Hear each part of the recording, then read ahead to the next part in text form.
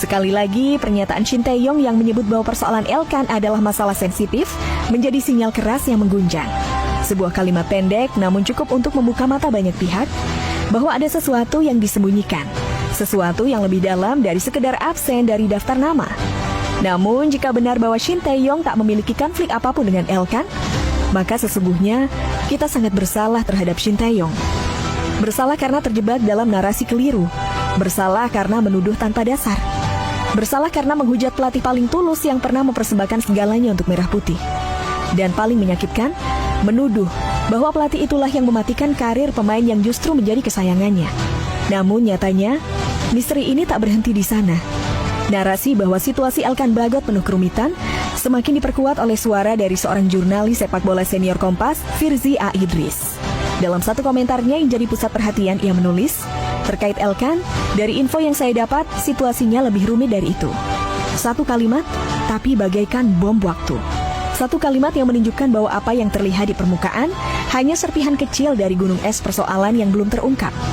Apakah ini soal pribadi, soal politik dalam tubuh federasi, soal balas dendam, atau ada kekuatan yang sengaja menghilangkan Elkan dari timnas secara perlahan dan sistematis?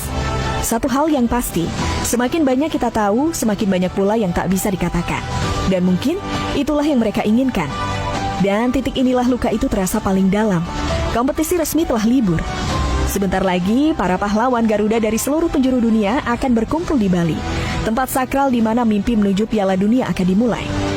Namun di tengah euforia dan derap langkah para pemain, satu sosok paling dirindukan itu tetap tak ada dalam daftar. Elkan Bagot. Tak ada namanya di Garuda Calling. Namun ada sebuah foto yang viral. Sebuah unggahan dari supporter yang memperlihatkan Elkan masih berada di Bali. Diam, hening, menunggu. Tanpa panggilan, tanpa aba-aba, tanpa kepastian. Dan itulah yang paling menyayat. Bukan karena kita tak punya bek berkualitas.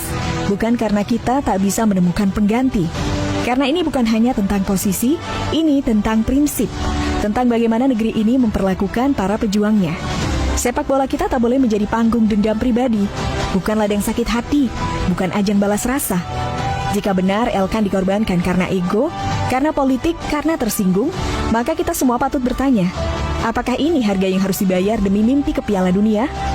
Dulu, kita bersatu suara. Kita memohon agar Shin Tae-yong menurunkan egonya demi melihat Elkan kembali. Tapi kini, STY sudah pergi, dan Elkan tetap tak kembali. Maka pertanyaannya kini bergema ke seluruh penjuru negeri. Kepada siapa lagi kita harus memohon agar seorang pejuang Garuda bisa kembali mengenakan lambang kebanggaan di dadanya. Dan jika benar Elkan pernah bersalah, jika benar ada hati yang sempat tersinggung oleh sikapnya, maka izinkan kami mengingatkan satu hal. Saat itu usianya baru 21 tahun, masih sangat muda, masih dalam proses belajar tentang dunia, tentang tekanan, tentang menjadi harapan sebuah bangsa. Lantas, kebijaksanaan seperti apa yang kita harapkan dari anak muda seusia itu? Bukankah seharusnya yang tua yang menuntun, yang dewasa yang mendamaikan, yang berkuasa yang merangkul?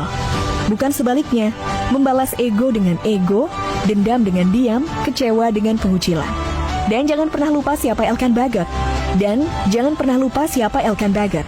Dia bukan pemain yang datang saat langit cerah dan timnas bersinar. Dia datang saat semuanya masih gelap, saat negeri ini tak punya cahaya, saat mimpi ke Piala Dunia hanya ilusi, dan lolos ke Piala Asia saja terasa mustahil. Di titik paling suram itulah Elkan berdiri. Ia tidak memilih Inggris, tak memilih Thailand, dan ia tidak memilih zona nyaman. Ia memilih negeri ini. Ia memilih kita. Saat belum ada Jay Itzas, belum ada Tom Haye, belum ada Sandy Walsh.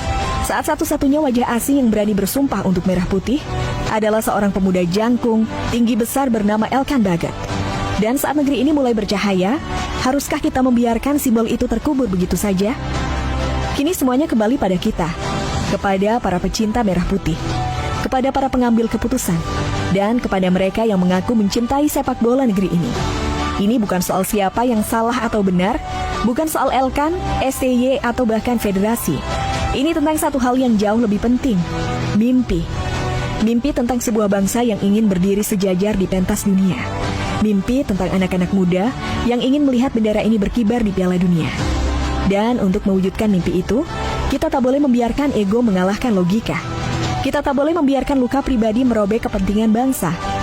Jika Elkan masih punya semangat untuk kembali, Jika federasi masih punya hati untuk memanggil, dan jika semua pihak mau menurunkan gengsi, menanggalkan luka, maka belum terlambat untuk menyatukan kembali yang tercerai.